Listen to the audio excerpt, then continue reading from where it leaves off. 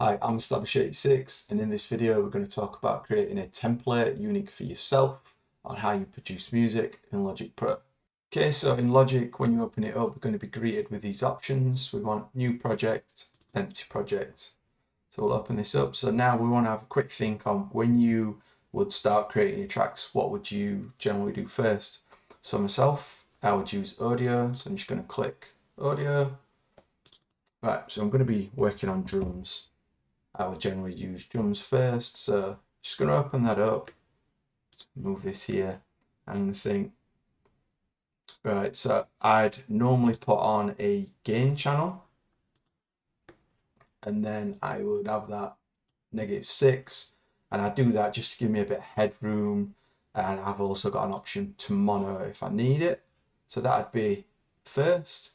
Then I would have an EQ, so I'd normally use Pro Q. I'm just going to use Logic stock EQ just for ease. If I'd use anything else, I'd be adding that, but generally it's just EQ for myself first. Right, let's give this a color, assign track color. Right, we'll start with whatever that is. Okay, you might want to change your icon, just right click on that icon. So on drums, I'm just going to go to drums, and MPC looks nice. Okay, so now I'm just going to use this icon here, just going to duplicate it. So I'm probably going to go for about 10. Can always add these in later, like when the project's live, it'll work. Okay, so now we've got all these. I'm just going to hold shift, click at the top, it's going to highlight them all. Now I want to create a track stack. So we've got here, create track stack. We want folder stack, and all that's doing is just putting it in a nice tidy folder. So I'm going to double click that, call it drums. Now it's not got the same color. I don't know why, but Logic just won't. So I'm just going to change the color on here to match. It'll just make life easier. There we go. That's the same color. Okay, now I'm going to press X. Then we get the mixer window up. Now I'm just going to highlight all my drums. Now I want my drums to go to their own bus so I can process it. So I'm going to go to bus. Okay, so now we've got this aux channel you can't see because that's popped up. Let me move that. There we go. So you can see aux 1. Now we just want to change that. I'm going to call that drum bus and just set stereo out. That's fine. Now on our drum bus, put whatever you'd normally put on your drum bus. So for myself, I would actually add a reverb, really small one. Oops, this is the settings if you want. Drum glue, this actually should be about 9. That'll do. And then we'll have a compressor. I use Lindell SBC. And I will load my preset, which is that. And I generally have some tape emulation. So tape. There we go. Now I'm just going to disable all these just because, again, you might not, but I prefer to kind of mix my drums, get them right, then I'll process them after. Okay, so we've made our, let's get onto the main screen. So we've made our drums, we've grouped them up, and then we've sent them to a bus, which is here, but I like to have this bus on the track section screen, so then I can automate it. So to do that, I'm just going to highlight it, click options, and create tracks for selected channel strips. There we go. So we've got that here now. Just gonna change the color on it again to match. That one into it. There we go. And then I want it right at the top. So now everything's kind of in order. Got my drum bus, and then I've got my drums there. Okay, so next up, I would look at creating my bass. I make my bass within a software instrument. So I am going to call this bass. Oops. Bass. Okay, so add whatever instruments you would normally use. So I'm going to use Serum for this. Got loaded. Yeah, there we go. What's that saying? Yeah, I've got Splice running. No worries. Okay, so we get Serum up. We'd change the color on this. Let's have a look for bass. I'm just gonna try and move ahead. Move along. What else do we want on here? We're gonna want that same gain and an EQ again, just so I've got options. I think that's probably it for that. Yeah, we want that going to a bass bus. Well, I do anyway, so I'm going to change that to bus 2. Name that bass. Super things pops up. Okay, we need to highlight that. It's options, create tracks. That's going to appear with that view. I don't want it there. I want that there. Just drag those if you need to. Right, bass. Let's get you changed. Blue color. There we go. Okay, so again, just use this little icon to duplicate.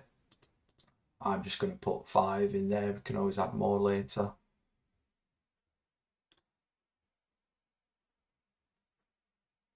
There we go. Highlight your bass tracks, right click, create track stack, folder stack, name it bass. To be honest, this process just repeats. Change the color. Just going to open each view. So again, we've got everything going to its bass bus. Yeah, it all looks right. We've got Serum ready to go. So just keep repeating that process until you've got everything you need on your template. I'm just going to open up my template, the one I'm currently using, just to give you an idea of what that looks like. So, like before, I've got my drum bus with everything I need on it. Got all my drums. I've added a sidechain option in there as well. They've all got the gain and the Pro Q on there. Yeah, they're all ready to go. I've then got 2 crashes in here. I've even got an overdrive plugin enabled on there, as I always like to overdrive me crashes. Rises, falls, impacts. So it's another good thing about your template is if you're having brain fog and you think, oh, what do I need to add next? Just look at your template, right, I need to get some rises in, I need fall, I need impacts, etc. So they're really useful. Right, so my effects bus, it's pretty much the same how we did it. Okay, so there's some other bus going off here, so let me open up this view. So I've got everything sent here to bus 6. So if you scroll over here, bus 6 is, bad scrolling, bus 6 is a medium reverb. So you'll probably see throughout my stuff, I'll have a lot of stuff going to that bus 6. I've not got them enabled for everything, but it's there ready. So you can add those on. What else we got? Effects, vocals. I've got a vocal bus. I haven't actually got anything enabled on that, but you know, you'd have your compressors, etc. What we got? Gain. I've got this ready to go to a reverb straight away. Vox reverb. Just got all the settings on that I like. Got an EQ ready to go. Got some other sections just for random stuff I couldn't think of. My bass bus. again, so I've got everything on there. I'll be going to a base verb, the Atmos bus, for my pads. I've got a little, I use Loop Cloud. There'll be, you know, just like use Splice, if you use Splice Bridge program, got that in there. What else? Got anything else running down here? I think we have. These are just where my other buses, generally like reverb buses. So what I've got a medium reverb, Vox reverb, and bass verb. So I've got some delays. We've got an eighth, fourth, and a half. So again, when I'm working in these, I can literally just hit bus. Then I want fourth delay. Blend it in. It's ready. I'm not having to then click in here, go to delay, get this, then set my delay. It's just all ready. Anything else on there? I've got 2 spares. If I just randomly think, oh, I really need a chorus, you know, I can whack it on. It's ready to go. I don't have to bother with the routing. And then it's same on my master. I've got a level meter. So generally when I start my tracks, I'll be trying to hit, so this is peak on RMS. I'll be trying to hit somewhere about that -9. I don't really want to go louder than that, which is again why I've got all my gain plugins on there, so I can, you know, gain stage properly. Then because I'm negative, I'm just bringing that back up with a +4, just so, you know, it's loud enough. But I've also got the option to go into mono as well. It's always useful to check the tracks, you know, work in mono, that they don't fall apart. Sometimes I'll be sending this to this Lindell compressor just because it's got a nice old school kind of sound to it. And then I run a limiter. So once I've done mixing to my, you know, -9, they'll be off to be from start, but I'll get to -9 and that's sounding good. And then I've got my bass and everything sounds mixed. I will then start mixing into a limiter. I find it's just saves you so much time in long run, because you get into, I mix to -8 LUFS, because I'm getting to such a loud volume, you start hearing if things are going to be distorted, falling apart, don't sound right, you know, weird, strange, you know, things happening. So I've got a limiter on there, and then I've got my Sound ID reference tool, so when I'm mixing in headphones, you know, it corrects it.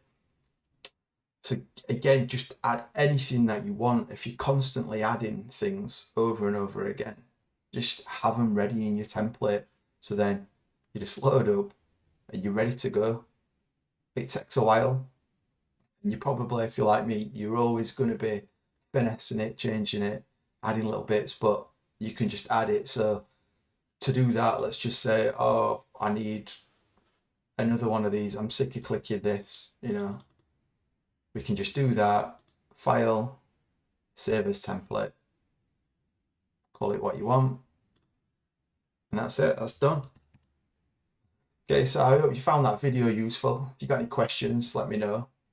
Have fun making templates, I hope it helps.